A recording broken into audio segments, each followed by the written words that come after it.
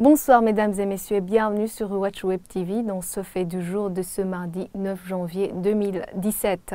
La campagne d'explication du projet de loi portant révision de la Constitution à soumettre au référendum au mois de mai bat son plein depuis 12 décembre dernier. La Commission électorale nationale indépendante a déjà précisé que ce n'est pas le moment de faire campagne pour le oui, encore moins pour le non. Cependant, certains membres du gouvernement ou ses délégués comme l'Ombudsman de la République ont déjà commencé à faire campagne pour le oui.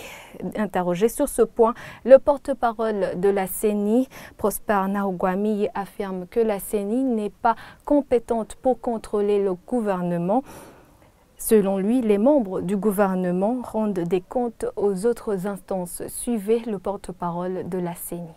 Les activités qui se font maintenant, c'est une campagne d'explication du projet de constitution à soumettre au référendum constitutionnel. Le moment de faire la campagne du oui ou du non, c'est 14 jours qui précèdent le jour de l'élection. Or, cette campagne n'est pas encore arrivée. Parce que la CENI n'est pas compétente pour contrôler le gouvernement.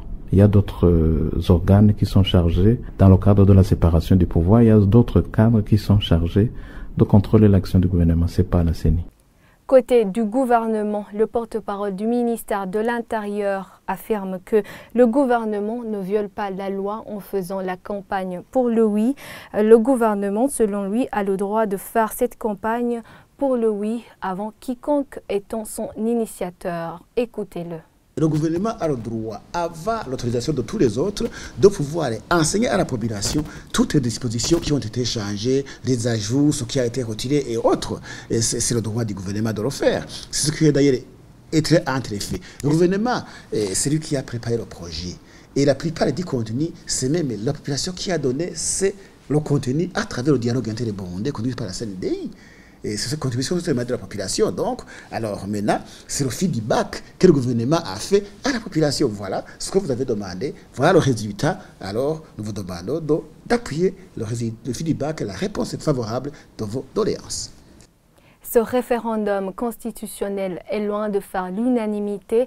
Abdul Kassim, le président du parti UPD Zigamibanga, trouve normal que le gouvernement appelle la population à voter oui pour la nouvelle constitution. Écoutez-le. La révision, ça a été initiative du gouvernement, bon, disons du président et du président de la République. Donc que le travail soit loué par ce même gouvernement, je ne vois pas d'inconvénient. Mais le moment venu alors, parce que pour le moment on s'adresse à tout le monde, à le moment venu on va s'adresser aux électeurs proprement dit, après les inscriptions.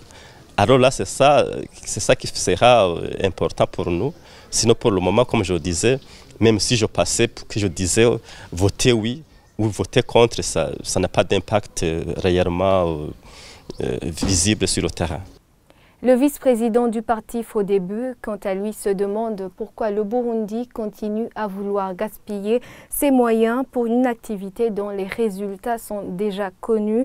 Selon Léonce Ngendakumana, les propos du porte-parole de la CENI décrédibilisent ce travail de révision de la Constitution. Léonce Ngendakumana, vice-président du parti Sarwania FRODEBU.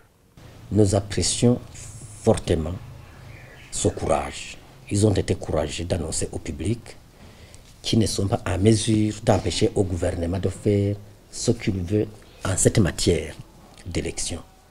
Quand il a annoncé qu'ils n'ont pas de pouvoir sur le contrôle du gouvernement, nous on s'attendait à ce qu'ils disent qu'ils ne sont plus en mesure de poursuivre ce processus de préparation du référendum. Parce que pourquoi gaspiller de l'argent? Pourquoi gaspiller de l'énergie, gaspiller d'autres moyens pour une activité dont on connaît les résultats déjà. Et voilà, c'est par ici que nous clôturons ce fait de jour. À demain.